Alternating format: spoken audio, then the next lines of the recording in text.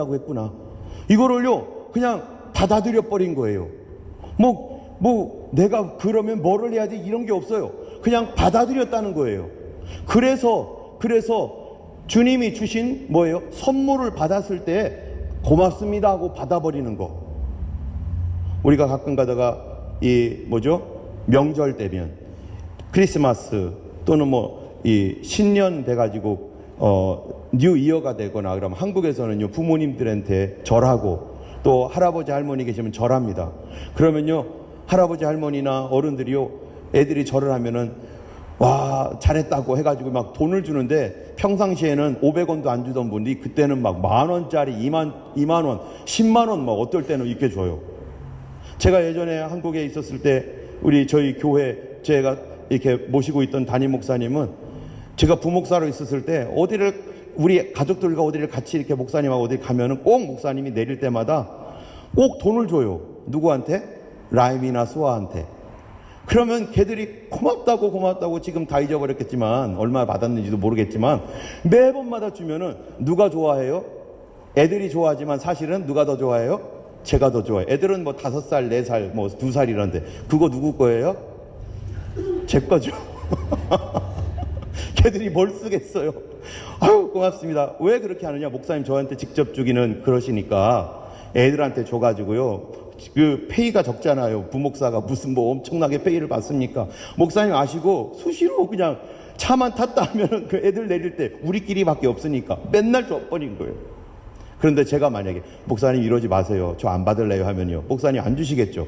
그런데 저는 어떻게 했어요? 감사합니다. 고맙습니다. 야 목사님 오신다. 빨리 차 타. 이러면서 그래서 저도 나중에 부교육자 있으면은 맨날마다 뭐라도 이렇게 주고 싶은데 안타깝네요. 근데 아직까지는 없어서. 이 하나님의 은혜는요 그분이 주실 때 이유 없이 아멘 받겠습니다. 고맙습니다. 성경이 이렇게 써 있으니까 내가 그냥 받아들이겠습니다. 이거를 어떻게 한다고요? 하나님이 의롭게 여기신다는 거예요. 그게 네가 오라. 네가 옳은 그게 원리야. 어른이 주면 받는 게 당연한 도리지. 그걸 안 받겠다고 내가 뭔가를 해야 된다고 괜찮다고 내가 스스로 알아서 하겠다고 사양하는 것은 하나님께서 보실 때 옳지 않은 행동이라는 거예요.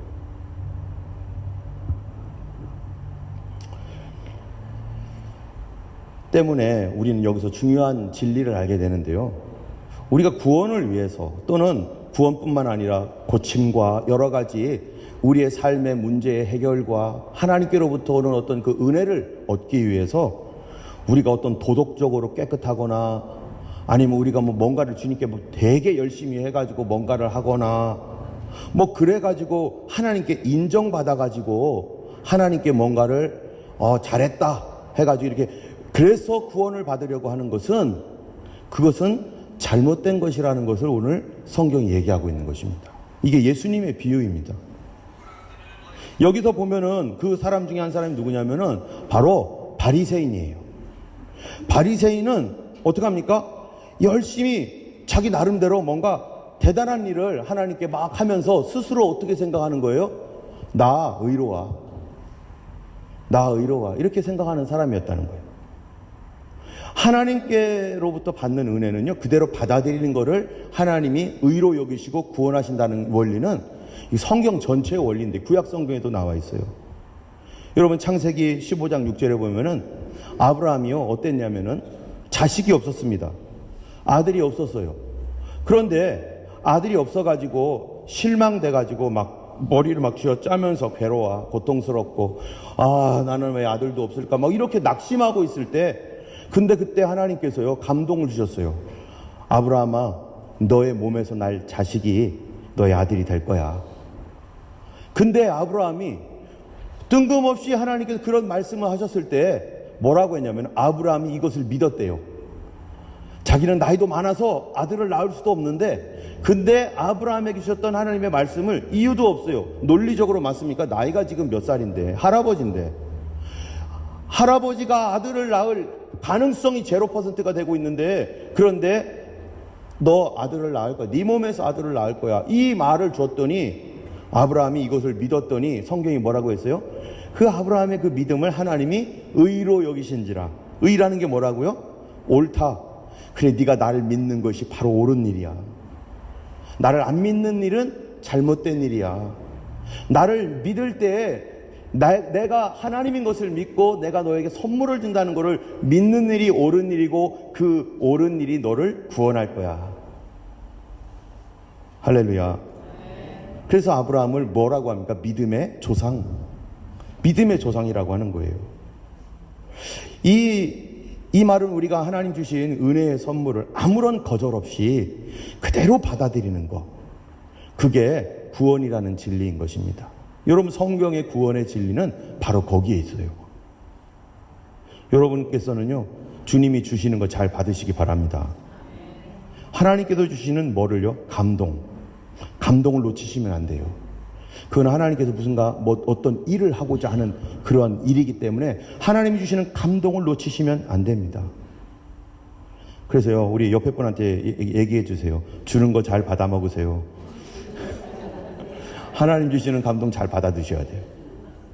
여러분, 어린아이들 보니까 어제 우리 아이들하고 같이 밥을 먹었는데, 애기들하고 보니까 애들을 이렇게 뭐를 이렇게 이유식이나 뭐 이런 거 떠가지고 먹이면요, 어떤 애들은 뻐끔뻐끔 잘 받아 먹는 애가 있어요.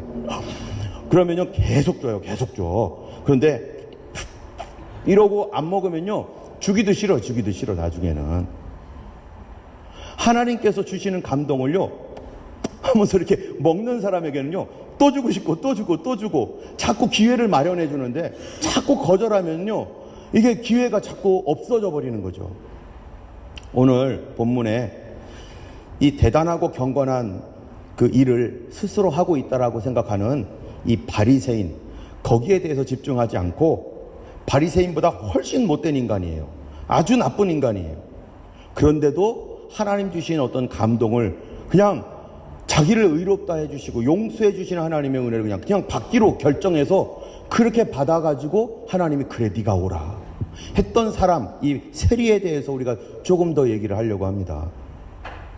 여러분, 왜 세리에 대해서 집중하냐면은 바리새인보다 훨씬 못된 인간도 구원받는데, 바리새인보다 훨씬 못한 이 세리도 구원받는데 바리새인 구원 안 받겠어요? 그 못된 인간들도 구원받는데 어떻게 바리새인이 구원을 안 받겠어요? 그렇게 할 때 하나님께서 당연히 바리새인도 구원하신다는 것입니다. 우리는 먼저 바리새인에 대해서 잠깐 우리가 나눠보려고 하는데요. 그는 아까 얘기한 대로 스스로 의롭다 하고 생각했던 사람입니다. 그래서 그는 다른 사람을 멸시했어요. 자기는 의로우니까 자기가 기준이죠. 그리고 멸시를 해요. 늘 비교하고 다니면서 그렇게 멸시했던 사람이에요. 그런데 그는 그렇기 때문에 겉과 속이 좀 다릅니다. 그런데 그가 하나님께 기도하러 성전에 갔어요. 뭐 하러 간 줄 아세요? 무슨 기도하러 간 줄 아세요? 무슨 기도? 따라합시다. 감사기도. 감사기도하러 갑니다. 어떻게 감사하느냐? 여기 이렇게 말해요. 바리새인 11절 12절에 바리새인은 서서 따로 기도하여 이르되, 하나님이여, 나는 다른 사람들 곧 토색, 불의, 간음을 하는 자들과 같지 아니하고 세리와 같지 아니함을 어떻게 한다고요? 감사하나이다. 감사하고 있어요. 나는 일에 2번씩 금식하고 소득의 11조도 드리나이다. 이분은요, 도덕적으로 그래도 깨끗한 사람입니다. 그리고 게다가 경건한 삶도 살아요. 이 사람은 일주일에 2번씩 금식하고 11조를 잘 드리는 사람입니다. 11조 낼 때마다 얼마나 아깝겠어요? 경건하지 않으면? 저희 교회는 거의 대부분이 11조를 잘 하십니다. 그런데 과연 일주일에 2번 금식하는 사람은 몇 분이나 계세요? 저도 안 하고 있어요. 저보다 훨씬 나아요. 바리새인 와가지고 목회를 해야 될 것 같아요, 여기서. 저보다 나아요, 저보다. 그런데 하나님이 이 사람을 칭찬하지 않는다는 거예요. 너 그것 갖고 구원받으려고 그래? 나는 너를 칭찬하지 않는다. 종교성은 대단한데 하나님이 칭찬하지 않습니다. 늘 사람 앞에서 비교하고 종교적 행위를 해야만 하나님께 칭찬받는 줄 생각하고 늘 그렇게 살아가는 것. 만약에 하나님이 우리가 이 뭔가 종교적인 행위를 해서 구원받기로 하셨다면요, 구원받기 하셨다면 우리는 아무도 구원받을 사람 없을 것입니다. 여러분, 사람의 구원은 어떻게 해서 구원받는다고요? 오직 뭡니까? 믿어드리는 거예요. 믿어드리는 거. 우리 가정에서 남편 믿어주세요. 옛날에 노태우 대통령이 그랬죠. 이 사람 믿어주세요. 이렇게 그냥 옆에 분한테 얘기 좀 해주세요. 좀 믿어주세요. 하나님을 믿어드려야 되는 거예요. 믿어드려야 되는 거. 이런 경건한 삶이 구원받기 위한 것이 아니라요, 여러분, 불의, 토색, 간음, 금식, 11조, 이거는요 구원받기 위해서 하는 일이 아닙니다. 구원받아서 감사하기 때문에, 그 은혜 감사하기 때문에 하는 거고, 구원받아서 그 은혜를 잊어버리지 않기 위해서 이런 거를 하는 것이지 구원받기 위해서 하는 게 아니에요. 믿음을 지키기 위해서 하는 거죠. 그런데 세리는 어떤 사람인가? 이 사람은요, 이 모두에게 죄인으로 낙인 찍힌 사람입니다. 불의, 토색, 간음, 그 사람한테는요 이거 양심의 가책도 없이 합니다. 일주일에 2번 금식, 11조 꿈도 꾸지 않아요. 차라리 교회 가서 돈 안 훔치면 다행이에요. 이런 사람은. 이 사람은 합법적 도둑이에요. 합법적 도둑. 왜냐하면 이스라엘이 로마의 식민지로 있었을 때 유대인들에게 세금을 걷어야 되는데 자기들이 안 걷고요, 이 유대인들 중에서 자기 편인 사람들, 로마 편에 있는 사람들을 모아가지고 세금을 걷게 하는 거예요. 그럼 로마의 앞잡이죠. 우리는 일제시대 때 일본 앞잡이처럼. 그래가지고 세금을 걷는데 그냥 걷는 게 아니에요. 세금을 걷을 때 이 사람들은요, 이 세금 이상으로 걷어가지고 자기가 집어넣는 거예요. 자기 몫을 챙기는 사람들이에요. 못 살고 가난하고 이 식민지 생활 때문에 로마에게 수탈당해가지고 어려운데, 그런 사람들을 봐주지 않고, 가난한 사람 봐주지 않고, 불쌍한 사람 봐주지 않고, 뻔뻔하게 그 사람 돈을 계속해서 갈취하는 사람이 바로 이 세리예요. 그러니까 얼마나 양심이 딱딱합니까? 엄청 딱딱한 사람이죠. 그런데 이 사람이요, 하나님께 의롭다 하심을 받는 사건이 생겼어요. 구원받는 사건이 생겼습니다. 도대체 어떻게 하다가 이 사람이 하나님의 의롭다 하는 그러한 사건을 받게 되었는가? 그거는요, 하나님께서 그에게 주신 특별한 감동의 기회, 하나님의 감동을, 선물과 같은 감동을 놓치지 않고 그걸 붙들었기 때문입니다. 예상치 못한 구원을 받게 되었어요. 이 사람의 삶이 당연히 바뀌어졌겠죠. 어떻게 바뀌어졌는가? 어떻게 됐는가? 어느 날 세리에게 놀라운 일이 생겼는데, 기도할 마음이 생긴 거예요. 이 사람이. 세리가 왜 기도하러 갑니까? 이미 버림받았는데. 10절을 보세요. 두 사람이 기도하러 성전에 올라가니. 두 사람이 성전에 올라갔어요. 세리도 올라간 거예요. 그런데 여러분 아까 얘기한 것처럼 바리새인은 뭐하러 올라갔다고요? 감사하러. 다른 사람과 같지 않아서 고맙다고 하나님께 감사하러. 근데 세리는 뭐하러 올라갈까요? 통곡하러. 너무 괴로워서 통곡하려고 이 사람이 지금 올라갑니다. 여러분, 세리가 왜 통곡을 합니까? 가족들이 무슨 사고 당했나요? 사업에 실패했나요? 누가 자기를 상처를 줬나요? 아닙니다. 그것 때문에 괴로운 게 아니었어요. 세리는 자기 죄 때문에 통곡해야 될 것 같아서, 자기 죄가 생각나서요, 너무너무 괴로운 거예요. 여러분, 혹시 여러분 중에 교회 올 때 통곡하기 위해서 오신 분 계세요? 내가 교회에서 실컷 울어야겠다. 내가 이 죄 때문에 울고 싶다. 그래서 오신 분이 있습니까? 감사해야 됩니다. 이 세리는요, 자신의 삶이 너무 부끄러워서 하나님께 긍휼을 구하기 위해서 통곡하러 오는데, 바로 그 시간이 하나님의 영혼의 때예요. 자기 영혼의 구원의 때. 그전에는 생뚱맞죠. 그런 거 전혀 안 합니다. 13절에 보면은 이 사람이 얼마나 괴로워했는지 나타나요. 13절 한번 보세요. 세리는 멀리 서서 감히 눈을 들어 하늘을 쳐다보지 못하고 다만 가슴을 치며 이르되, 하나님이여 불쌍히 여기소서, 나는 죄인이로소이다. 여러분, 이런 부끄러움이 있은 적 있어요? 하늘을 쳐다보지도 못할 부끄러움.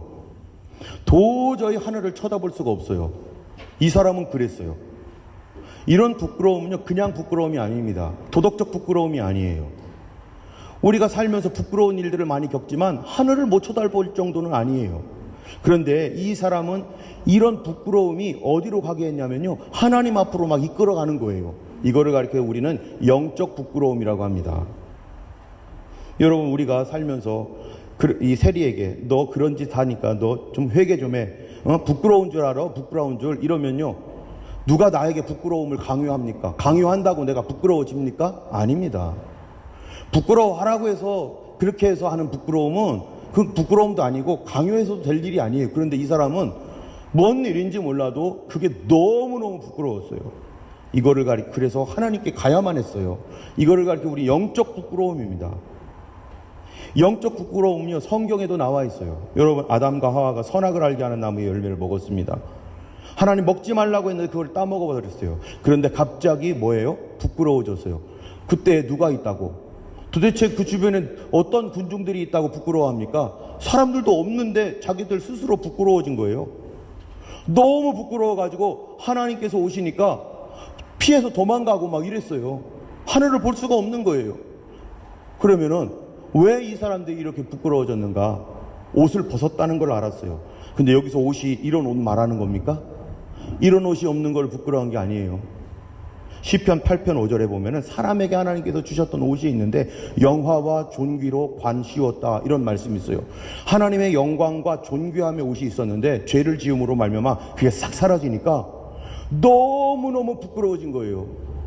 얼굴을 들을 수 없을 정도로. 그래서 하나님 앞에 피할 수밖에 없었던 부끄러움, 이게 바로 영적 부끄러움인데요, 바로 이 세리에게 바로 이런 일이 생기고, 하늘을 볼 수가 없는 거예요. 하늘을.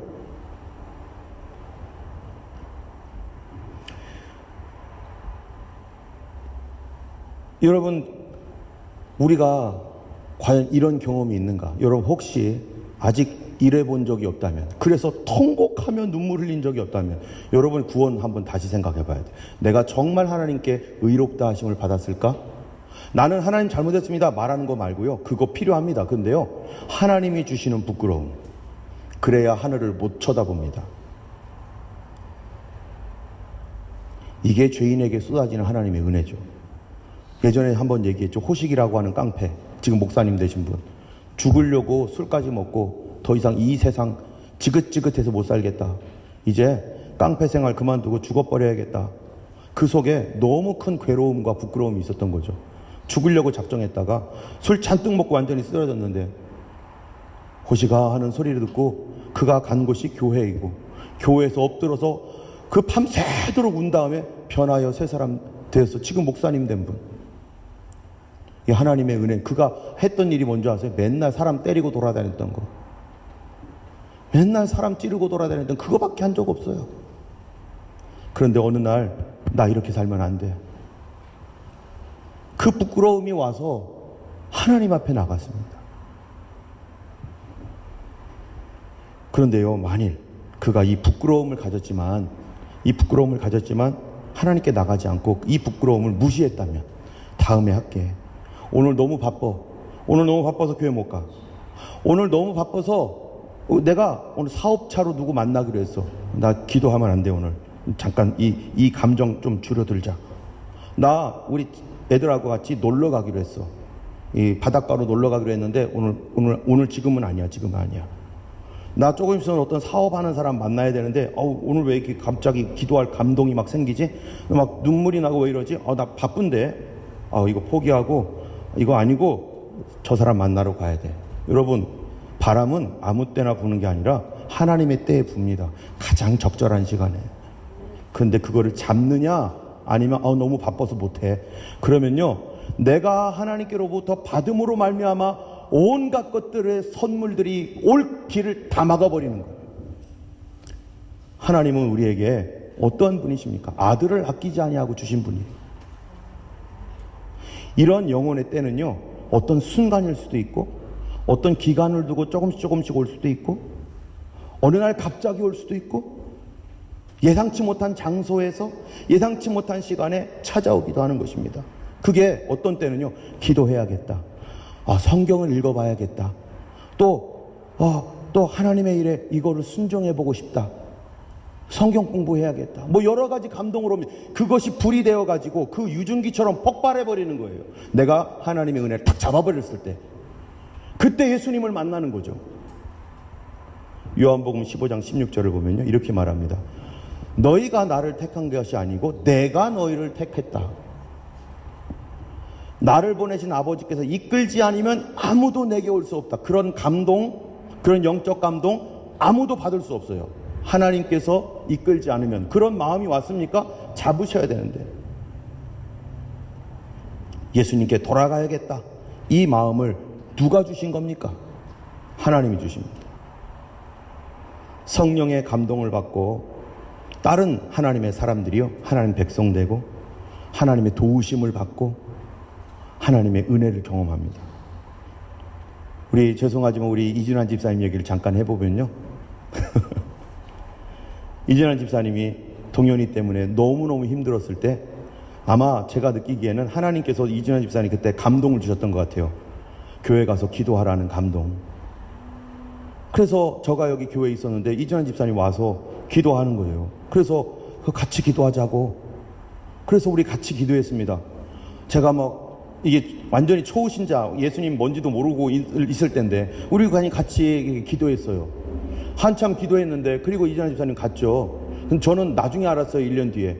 그때 이진환 집사님이요, 엄청난 성령의 은혜로 눈물 펑펑, 콧물 찍찍 막 그랬다는 거예요. 근데 이거를 숨기느라고 막 이랬겠죠. 저는 소리를 내 기도하느라 못 들었지만, 만약에 그날 이진환 집사님이요, 다음에 가지, 다음에 하지 했으면 어떻게 됐을까요? 여기 안 계셨을지도 몰라요. 동현이 여기 없을 수도 있습니다. 피나 집사님이 어떻게 여기 있겠어요? 그런데 그 감동을 딱 잡고, 그래, 교회 가서 기도해보자, 기도하자.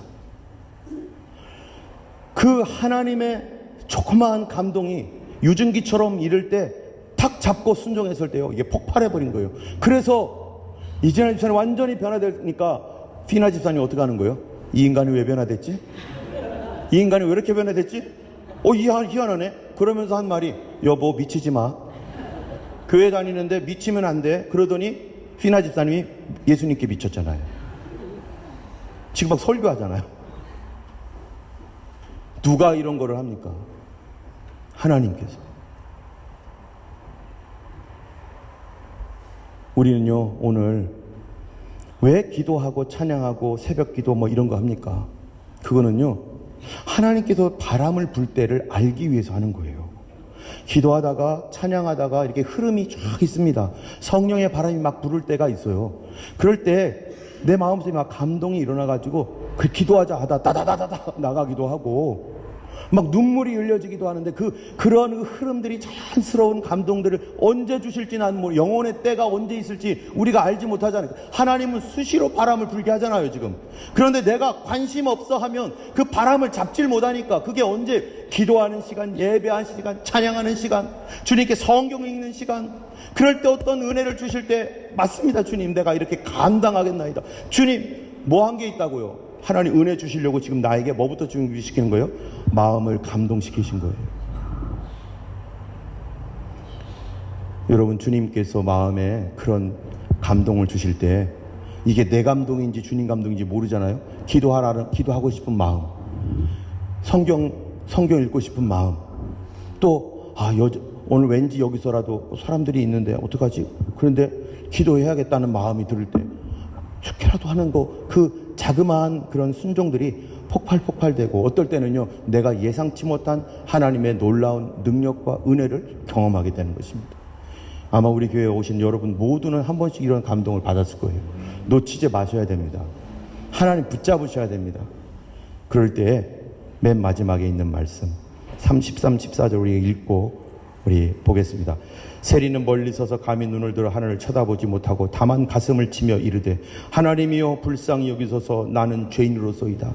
그 옆에 나가서 이렇게 울면서 기도했을 때, 내가 너희에게 이르노니 저 바리새인이 아니고 이 사람이 의롭다 하심을 받고 그의 집으로 내려갔느니라.